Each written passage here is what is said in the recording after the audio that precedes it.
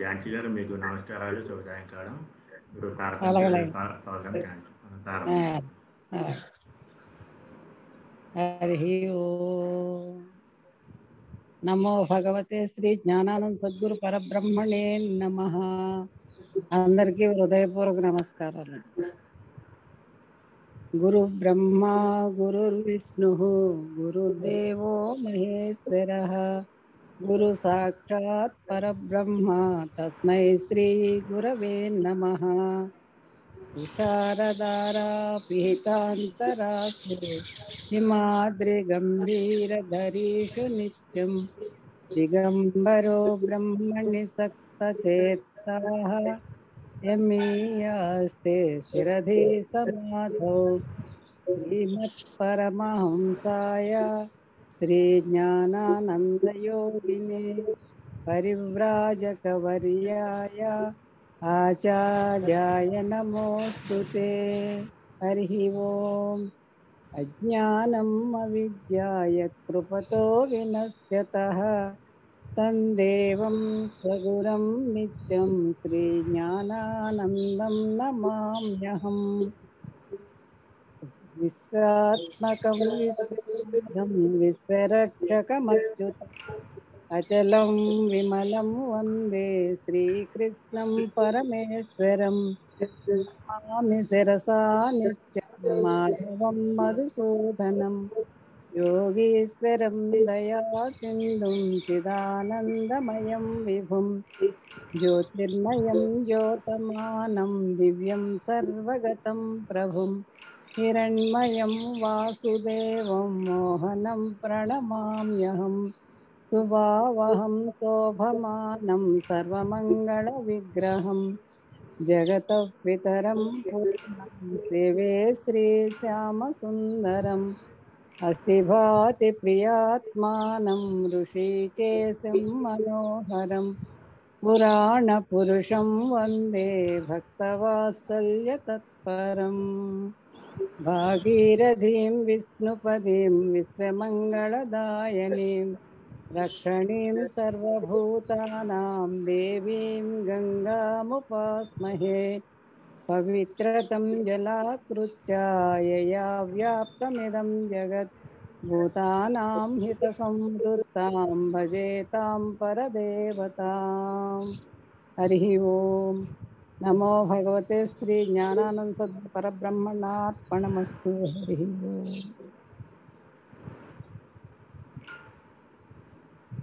Hello everyone, welcome to Satsang. This is a continuation of explanation of lecture by Swami Jnanananda. This lecture was delivered in the University of Agra University in 1937 as an extension lecture given by Swamiji, where he organized a seminar on X-ray physics and beta radiation. This is the part of Bhakti Yoga. As a lecture is about philosophy of yoga. Let me take you back a little bit about the introduction of this lecture. Yoga philosophy is very extensive, and Swamiji focused in this lecture about epistemology, ethics, as well as psychology as it applies to yoga. And this is very important to a yoga practitioner. Now we have already talked about the introduction, the basic requirements for the yogi, importance of moral virtues, then different temperaments of the sadhaka, and as it applies to each individual aspirant. we have talked about Karma Yoga and Karma Yogi in very detail. Today's portion is on Bhakti Yoga. Now, before actually going into philosophy, allow me to take you back into the third chapter on Purna Sutras, which deals with Bhakti Yoga, which explains in detail of this process of yoga. Before we go into this lecture, let me take you back and define certain terms about yoga. Yoga is a process as initiated by Patanjali Maharishi as Yoga Darsana. It's one of the 6 systems of Indian philosophy. And in this system, the yoga is a way of restraint of subjective modifications. That is in English, and Chitta Vritti Nirodha is in Sanskritam as well as in Telugu. So the purpose of yoga is realization of the absolute. The yoga purpose is realization of the absolute. That A is with a capital A. Absolute is also defined or named as the reality, Atman, and Brahman. So this third chapter of Purna Sutras is Bhakti Yoga, which is yoga by devotion. And by Bhakti means, what Bhakti is, intense love and subsequent attachment to God. And thereby it becomes bhakti. So the intense love is consequent attachment to the Brahman. So first step is love. Love towards Brahman and then attachment to the Brahman. That is bhakti. So this bhakti is applicable to a temperament who is emotional. Or in Telugu they call it Bhava Vikar. Because this is an English session, so we'll go with English. This is emotional temperament. In this emotional temperament, a person who goes in and out of this emotion, in other words, 1 second he is full of love, and another second he is full of very scattered brain. So he goes up and down. So while during good state, he is full of love. In bad state, he has a lot of hatred, jealousy, anger, lust. So this person has 2 faces, so to speak. He's full of love and he can be very full of hatred, because that's how this goes up and down. So when he has the good portion of his emotion is full of love, and the bad portion is full of love. So how do we do that? Then then we have to bring into the focus of culture. That means Sikshana. So when we become the disciple, then all the uncultured state goes away. How do we do that? In this become the cultured state from uncultured state, one has to keep a good company. One has to read good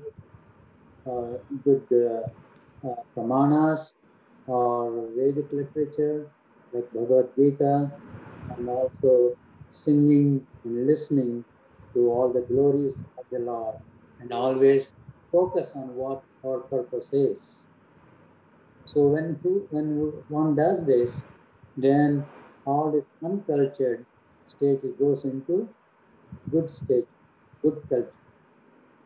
So from uncultured state with the discipline and applying the moral virtues or karma gunas, this uncultured state goes into good culture. Again, this has to be stabilized and put it in focus. And by the way we put it in the focus is concentration. And this concentration is improving the love. And the love is towards Brahman.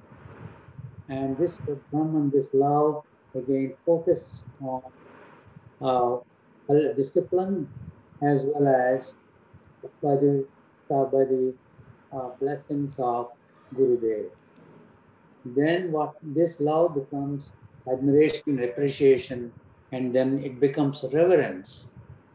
Reverence is towards Brahman as well as the teacher, the Guru. And then it becomes all the animal cravings that we have, they become subdued. And this is possible by saucha, which is one of the moral virtues, as well as tapas. And then this becomes, then the love becomes intense. And this bhakti becomes very natural. And he also realizes the nature. When the attachment to when we start attachment to divine, then we understand the nature or prakriti. And then he understands there is love, the mercy of the Brahman. There is Brahman everywhere. And this becomes more and more intense by constantly thinking about the Lord and then thinking about all the songs, the singing, the devotion, like he gave the examples of the devotee Mirabai, Chaitanya Mahaprabhu, as well as Sri Ramakrishna Paramahansa. So with intense love, this to the Lord becomes more focused. And then this love is selfless. In other words, he is not requiring anything back from this devotion. So this devotion becomes love knows no bargain. In other words, he is not seeking anything back, except he is constantly, this aspirant is thinking about only bhakti, nothing else. And there is no nothing in return, so to speak. And once you have this, anything about bigotry, narrowness, and fanaticism also goes away. And then everything becomes, the devotion becomes very intense and constantly thinking about the glory of the Lord. The Lord is Brahman. Everything is because of Brahman. It is because the mercy and the love is all this prakriti, the nature is all nothing but Brahman, grace of the Brahman.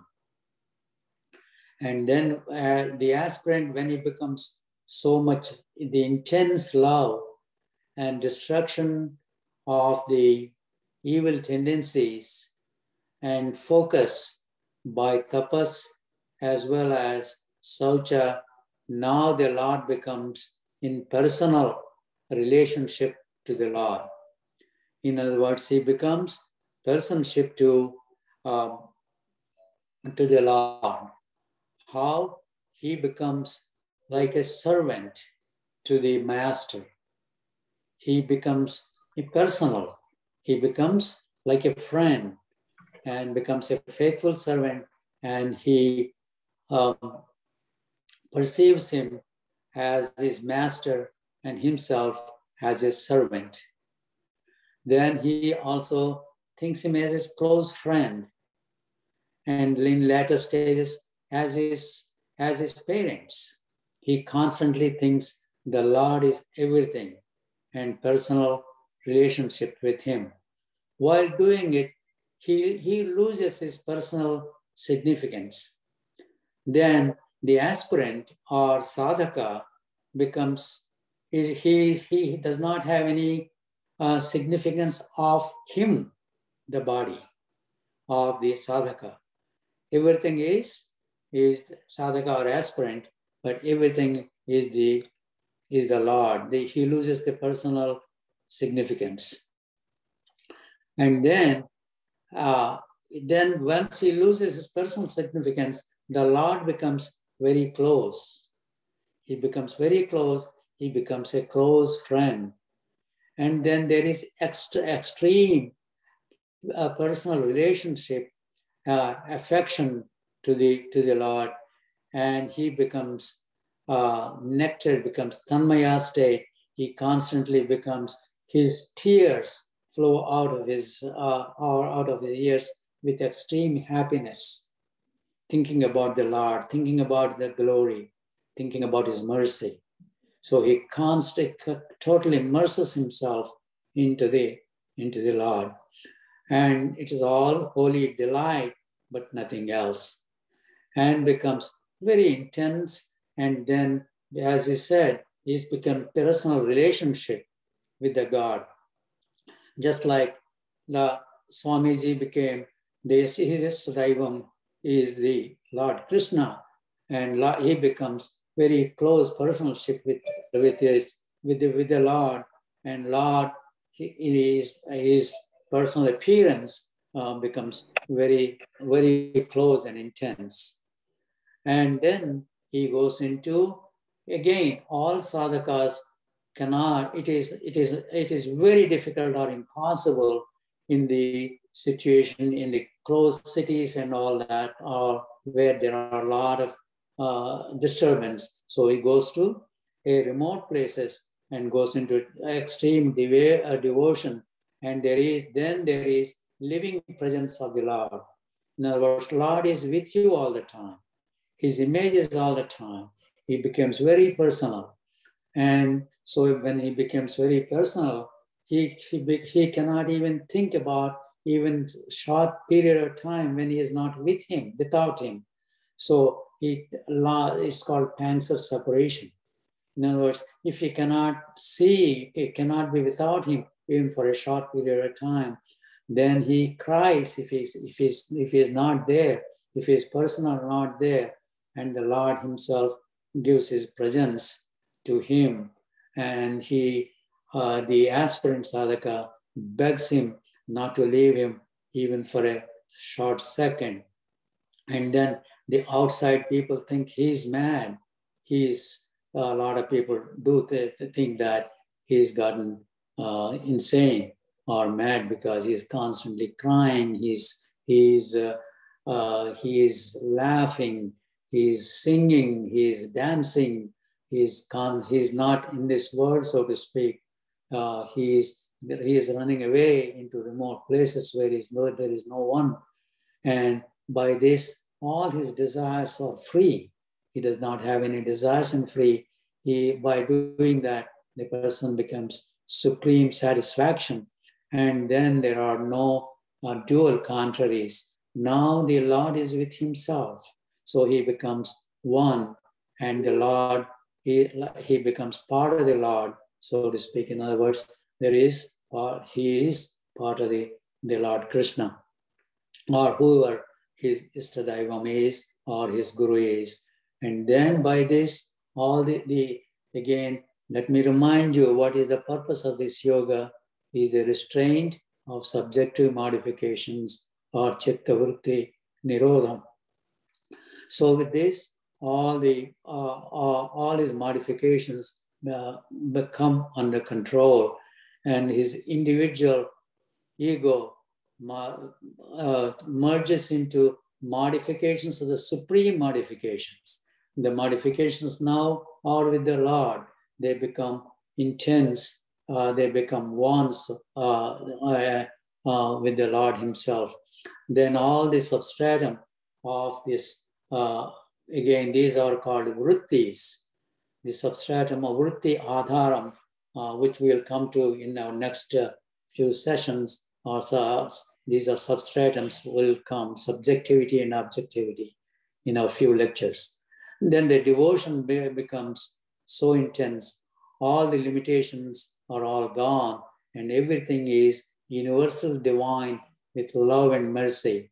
And this love and mercy is nothing but existence of the Brahman. And this Brahman, then this Maya, which is non-existing, this Maya is perceptual universe. So let me make myself very clear. What Maya is, this Maya Prapancham that we normally call, is perceptual universe in English. And that is our perception. This is our modification. It is there. There are two aspects of Brahman, which is Vyakta and Avyakta. And the Vyakta of Brahman is the nature or the perceptual universe. So with this, then with intensity of his devotion and bhakti, then it becomes all wideness or sunyam. And this is all, then it all merges. The devotion himself goes into sunyam, and there is absolutely at that stage there is non-duality, and the intensity becomes only one, and then the Brahman shines in what Swami describes as unfalsified form of glory of its own. That is Atma Prakasam.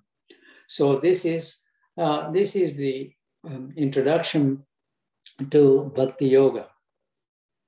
This is how an aspirant, starting with the intent to start the yoga with the object of the realization of Brahman.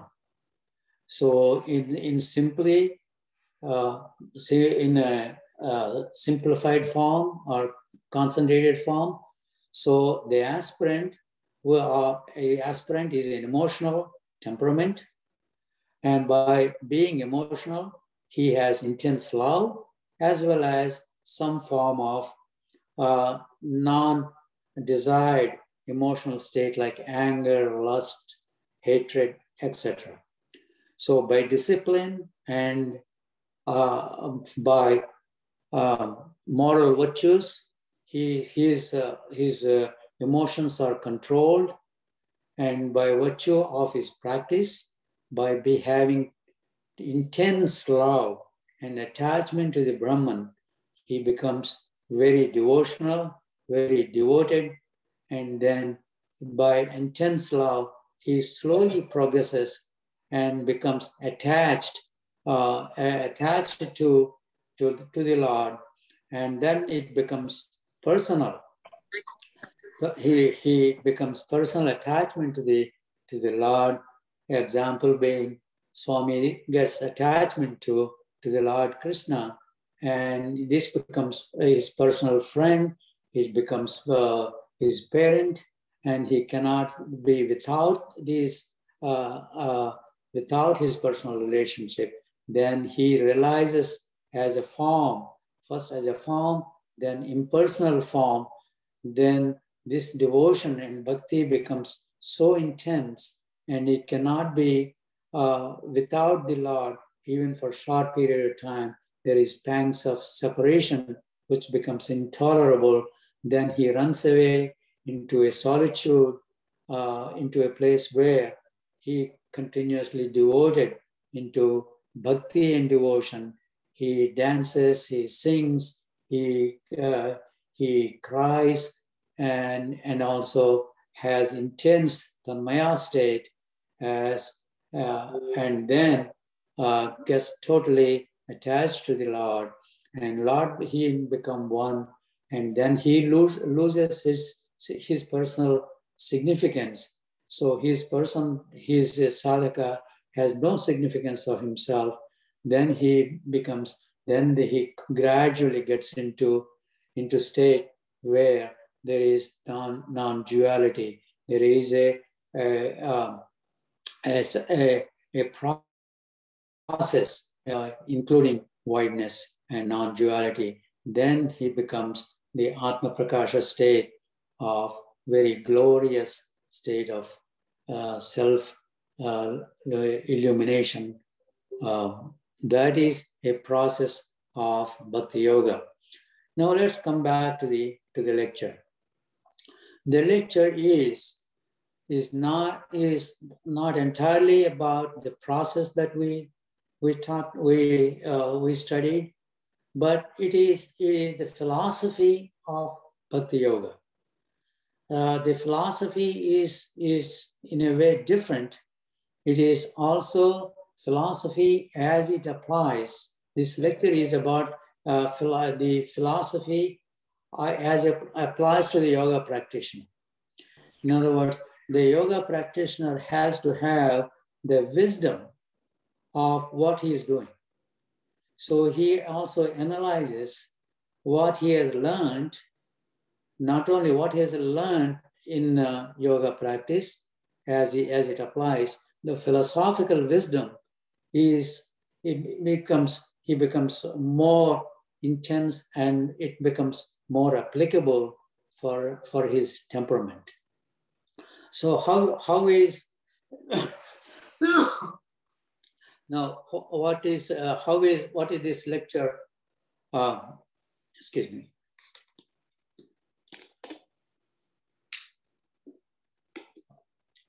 So let me remind the listeners.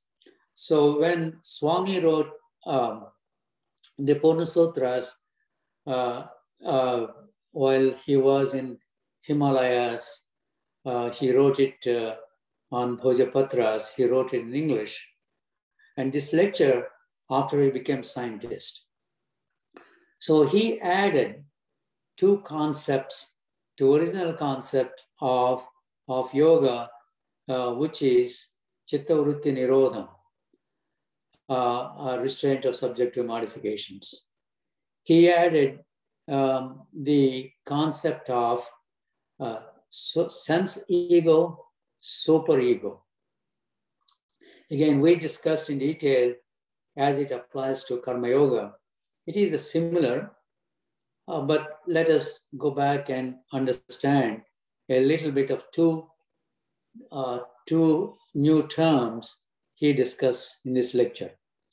Sense ego, ego is not what we normally think as in normal English terms.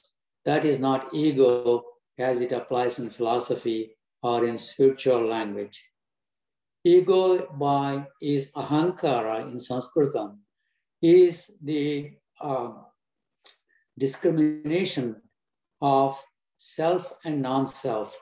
I'm not talking about the capital self and non-self. As it applies to, is it me or non-me, so to speak, in a simple words. Is it now or thine, mine or thine? In other words, it separates that feeling of me or not me or not me. That is in a very simple English terms.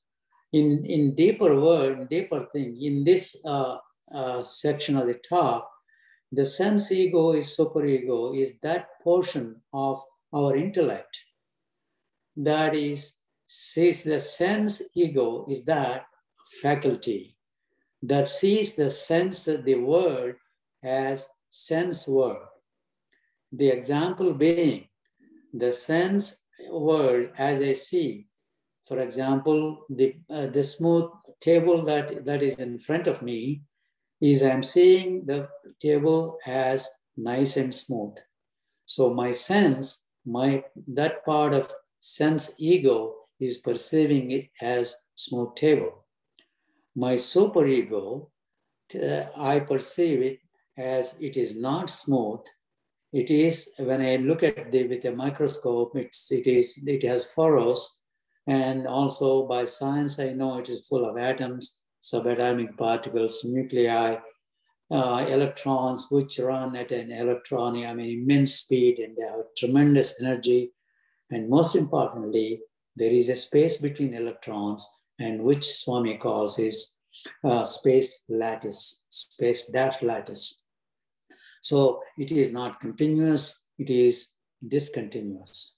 So this I perceive through my superego. So there are two things, sense ego and superego. The world that I perceive by senses is sense world. The world that I perceive through superego is what the scientist called real world, because the scientist thinks he knows everything, because he sees what he has not seen by his senses, but he knows through his sensual discovery as superego, or he calls it as real world with a small r. So this is a sense ego. So this is, I need to go forward quickly. Okay, what's the time? Okay. So I have half an hour. So this is sense words. This is objectification through my superego. So the sense, the superego, what scientist calls it as a real world, but the philosopher, as a yogi, goes above and beyond the sense ego and superego for absolute realization of the absolute. So, so this sense world and superego, superego, these are the two things he describes in this lecture. Now let's go into this Bhakti Yoga. And this Bhakti Yoga, now the aspirant of the emotional temperament, because his inner knowledge is dawned upon him through study, training, and culture. As for every yogi, one is the most important thing is restraint. To obtain the restraints, he has to follow the moral virtues and discipline.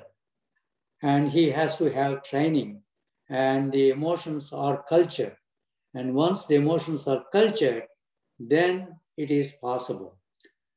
Please go forward on the slide, next slide.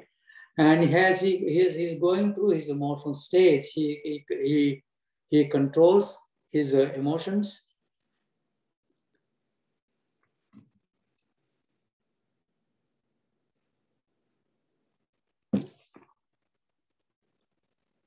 And now, this next paragraph, who are studying this, it's a little confusing, but I'll try to make it as simple as possible.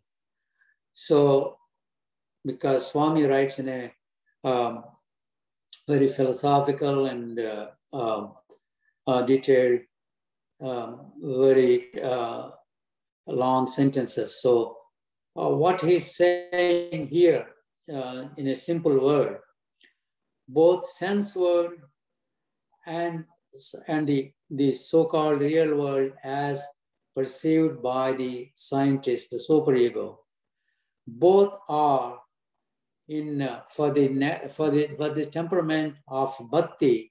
This is nothing but entire mercy of the Lord, and this is all marvelous prema lila. That is as you said in the previous lecture on karma yoga, the entire world, the entire universe is full of action. It's a manifestation of the Brahman in the form of action. So that applies for a karma yogi. Here for a bhakti yogi, the entire universe, the entire, whether it is seen or unseen, it is all love. And it is all love. It is nothing but even the sense ego, the world he perceives through senses or superego, is nothing but it is a manifestation of the Lord himself in the form of extreme mercy and love. and mercy is upon us. And this mercy is for us and upon us. So whether it is action or attraction, or be it aloofness or merciful, everything is marvelous prema lila. So this is all entire love, be it the entire universe as we see by our naked eye, or as we do not see with our Jnanendriyas in the form of invisibility like atoms and subatomic particles, or whatever the entire universe, whether it is vyakta or avyakta, it is entire, it is nothing but love, action, the love portion, love and mercy of Brahman. So he feels it is a marvelous prema lila, play of love. That is all the merciful supreme presence of absolute divine. And it is supreme love that the entire all as the essence. Please note, this all is a capital all. This all is all. This is the reality. And this is Atman. This is Brahman. This is unchangeable. This is infinite. This is the one which we cannot perceive through our senses or Jnanendriyas. This can be only perceived through yoga, advancing into samadhi by suppressing the subjective modifications or chitta vritti nirodham. So the aspirant, the supreme mercy also collects the unit events. When he says calling this unit events, let me explain what this is. So whether you see or not, the action is going through intense action. And this action is, some of it is even with science explanation we cannot see, and some of it is explained through very complex mathematical equations. So the entire science, physics, chemistry, and the perceptual universe, we are all perceiving through this Hubble telescope, and all the universe that we are learning is through our superego and through synthesizing of mathematical equations in the form of geometry, all calculus, and all that. That's all through the unit events. And it's all going through certain events, going through extreme fastness, where no computer can even process that. And those events are going through which we cannot even perceive. And this is all as a sadhaka of temperament, of love. It is all nothing but the love. And this entire process of unit events, be it atoms of subatomical, or all these planets, or all these immeasurable energy, this is all through a process. It's all nothing but mercy or love of the supreme divine. It is all nothing but the prema lila. So he appreciates this. He considers it an infinitesimal. Let's see, I lost this. Anyhow, it is on account of deep love he feels is okay. We consider of this marvelous grandeur of supreme divine. Now even although he is intensely a bhakta, he is a bhakti. He is nothing but is love. He still appreciates a true bhakta. Also appreciate which is not visual to him. In other words, this is again the example he gave of Sri Ramakrishna Paramahamsa. In one of the question and answers, although he did not say in exact words that I am saying, but this applies to a Bhakti Yoga. So when we see a Kali Mata idol, we see as an idol, and we worship with garlands, with flowers, and we put all kinds of nice clothes around Kali Mata, and that's the image that we see. However, Sri Ramakrishna Paramahamsa was able to see actually Kali Mata in that image. Same thing, Swami saw Lord Krishna as Krishna himself, not as an idol.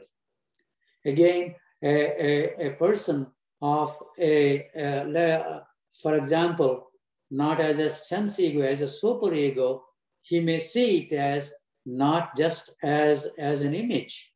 He may even think about as atoms of subatomic particles and destiny, but he also see it as immense love, as it is all through that Kali Mata herself is nothing but divine. It is nothing but divine. It is nothing but Brahman or Atman. And then then there is no significance. He loses the significance of the sadhaka or the aspirant, and everything becomes intense love. So let's go ahead and read this, the next paragraph, then we'll go into the this thing. As sadhaka becomes intense love and devotion becomes pure and selfless, the flow becomes steady and undivided, and attitude is constant. With natural steadiness, the supreme attitude of subjective series of sense ego loses its significance and modifications are restrained. In this preliminary level of higher levels of attention, his supreme attitude, Kwana attitude, causes yielding pace to marvelous transformation of subjective series of superego. Is it an expression of lover or that of beloved? Oh no, it is indescribable, and yet it may be said, it may seem to be the real picture of love solace. In other words, love becomes rest in that. The bhakti gets a solace or peace in that. So he loses his significance, the lingering, but the significance is gone and is hushed. And the grand sublime is now brought into higher levels of attention. So now he goes into the first level of attention, he goes into the higher level of attention, and the transformation of the subjective series of superego as a result of experiencing and identical with the subjective series of superego. Then the both, that is the paragraph which was a little complicated to understand. And the sense ego and the superego, they become one and all. And this one, he is trying to explain why we cannot perceive. See, the scientist is unable to explain why I cannot see the atoms in my naked eye. Why I cannot see the Brahman with my naked eye. Why I can't see the real Lord Krishna with my eyes. So he is trying to explain why the sense ego and superego, how they interact with one another, how this superego and that objectification of the superego, they interact with one another. Now, how we can transform above and beyond this objectification of sense ego and superego, and then he can realize the absolute divine and unfalsified unity into one without non-duality. Again, duality is imperfection, and non-duality is the perfection. So once that this love, even in the highest state of consciousness, this love solace also becomes one, and there is no, no, there is no sadhaka, there is no one, it's all one. And this is the highest state of samadhi called nirviskalpa samadhi. And that is the highest state, that is the goal of a bhakti yoga. This is the, in nutshell, of a lecture on bhakti yoga. I think I have about few more minutes. So let me recapitulate what we studied so far on this lecture. Number one is epistemology. That is the study of the knowledge. How the knowledge that we know is real or applicable to yoga, and how it is applicable to yoga practice. So in this context, we have what is called sense ego, super ego. The sense ego, by sense ego, we perceive an object as is. Example being the table being as is. Again, with this sense world, we see that a star as a twinkle, twinkle, little star. However, that is not little. That is unbelievably huge. That star is, sun is a star, and sun takes 1 million Earths that we can put it in one star. And some other stars, he gave the example of a star by name Betelgeuse, and the star is thousands of times bigger than sun, and that it looks like a small twinkle, twinkle, little star. And we also know, and that ray that is emanating from the star, it takes sometimes thousands, sometimes in millions of light years to travel that from the star to our eyes. And so what we perceive through our sense world is not real. It is only what we are seeing through our senses, meaning my eyes, ears, skin, and tongue. These are Jnanendriyas and our intellect. But it is only what we are perceiving through our intellect. However, there is a superego in our intellect. In our intellect, although we do not perceive that, now we learn through our superego that what we are seeing as a distant objects, they are not really small, that we are only seeing them as small because of the extreme distance. And again, these atoms are extremely small, and we are not able to perceive through our sense, but we perceive through our superego that we think as the real world. We think the universe through what we learn through Hubble's scope, that what we think is the real world with a small r. But there is a real world with a capital R. That is a real world. And that real world is real Atman and Brahman, which cannot be perceived through our either ego or superego. And it is possible to obtain that knowledge, to realize that absolute through yoga practice by restraining the subject to modifications or yoga.